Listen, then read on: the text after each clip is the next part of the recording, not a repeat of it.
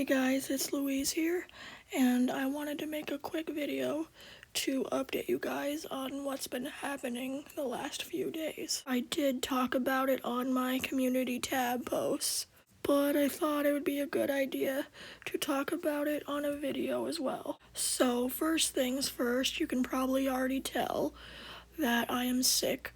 This is literally as loud as my voice can go. And I have been sick for about 4 to 5 days. I don't really know exactly, but I would say about 4 to 5 days.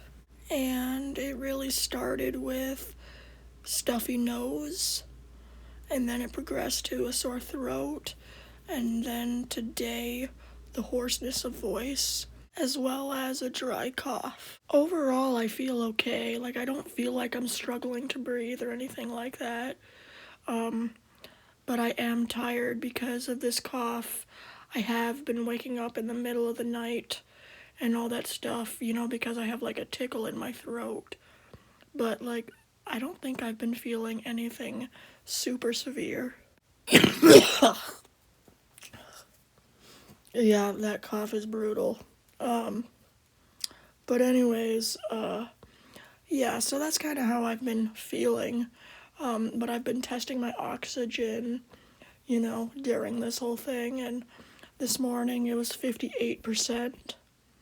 And for those who don't know, my tricuspid atresia makes me be anywhere from 70 to 80 at any given time. And so 58 is bad even for me. And when I first tested it this morning, I was like, okay, I know I'm a little sick, but I also just walked up a half a flight of stairs, and I took a shower and did all of this morning routine stuff, so I didn't really think much of it. And so I told my caregiver, well, can I test it later and continue on throughout the day? And then if it reads below 65 again, then you can take me to the doctor, is basically what we agreed on. And I went to therapy class and, did that all. And I tested my oxygen, and it was jumping around 68, 71, 73, in that percentile or whatever. And I was very tired, and so I was like, I'm just gonna take a little nap. And so after my nap, I tested my oxygen again, and it was 46%. And so my caregiver was like, yeah, you need to go into the ER just to get tested to be on the safe side. And so we went, and it was really weird because the entire time I was there, my oxygen was bouncing around between 80 and 85, which is really good for me, actually, which was really bizarre.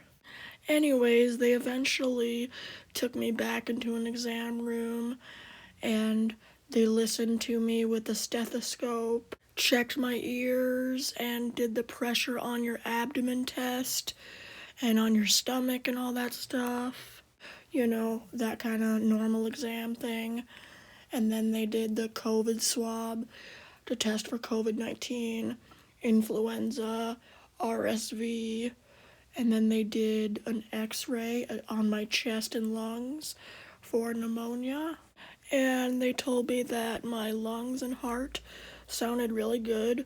They couldn't even hear a murmur from my heart, which is really weird because tricuspid atresia, even if you have surgery like I did, has a little bit of a murmur. It's very little, but it's there, so it's kind of odd that they didn't hear that. My lungs on my x-ray didn't show any signs of pneumonia or anything like that, so my lungs looked clear. And then they did the swab test, like I said, and I was negative for COVID, RSV, and influenza. And so the doctor ultimately asked me, how are you feeling? Do you feel okay to go home? You're at your normal stats, above your normal stats, sitting around 82 to 85. And so I said, yeah, I would like to go home if I can. He then said it's most likely an upper respiratory thing, probably just a common cold that's just acting weird because I am immune compromised and I have tricuspid atresia. He also said that it's possible that our at-home oxygen meters might not be reading my results accurately, because they are cheap and, they're not hospital grade. So me and my caregivers began to discuss looking into getting a hospital grade oxygen reader. I have no idea if that's possible, but we're researching it. And so I eventually was able to come home and have dinner and, try to relax. And I tested my oxygen again, like half hour, maybe an hour after coming home. And it was 75. Not as good as it was at the hospital, but it's not concerning. But yeah, that's kind of what I've been dealing with today and over the last few days. It is very stressful, because, I really hate going to the doctor, especially if it's close by. But I know my caregivers can't just drop everything and rush me down to Rochester to get to the Mayo Clinic. I know that's not feasible. But I hate going to the local because smaller hospitals oftentimes don't know that tricuspid atresia exists. Like, literally, when they were doing my COVID test, the nurse that did it was like, why is your oxygen at 80s or whatever, and how are you doing so well at that range?